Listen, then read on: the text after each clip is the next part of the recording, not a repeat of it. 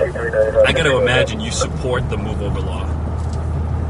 Absolutely. I mean, it was created specifically to provide for my safety and the safety of other law enforcement officers and individuals who are rendering roadside assistance. It's an added safety.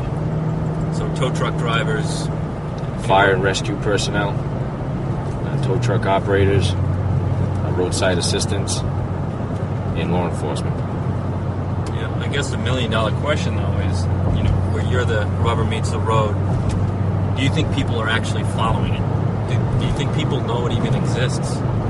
I think some of the motoring public is aware of it. You can see that when you're out there. Some people really try and make a conscious effort to move away from your vehicle into another travel lane. We understand that because this was enacted July of 2008, there is a learning curve, and we do have some discretion, and we do allow the public some time to gain this knowledge of a new law. However, we are at the end of that curve, and we will be increasing our vigilance with this law. Have you ever had any close calls? Absolutely. I mean, the chatter strip does help us out. What's that now? That would be the portion of the breakdown lane just over the white fog line that has sections cut out of it. The nickname would be a chatter strip. As a vehicle drives over it, you can hear the rubber tire make a distinct noise, so you know that someone is actually over the white fog line and partially in the breakdown lane. And if you hear that, I mean, it's a universal sound for law enforcement, and your attentions are automatically directed to the oncoming traffic. And I have had vehicles that have come over the white fog line, come very close with it myself and the vehicle I have stopped. I've had an occasion to stop them, and a lot of times we get the excuse that they weren't aware of it, or they may say that it was unintentional. That happens quite often. But to have to actually stop from myself getting back into my cruiser because there's a vehicle coming so close, that's just a reminder of how quickly and how dangerous it can be out here. You do this day in, day out. Do you still, when you exit a cruiser, are you conscious of it? Are you concerned about it?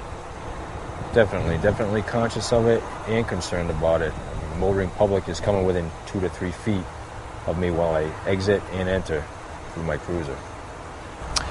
How difficult is it for you to enforce this law?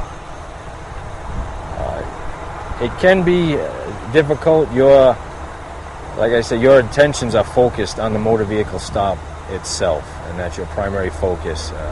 Officer safety comes involved. If you do see someone in violation of the move over law and they fail to move over and they had a chance to, you may not be in a position to actually follow that person and issue them a violation or speak with them about the violation.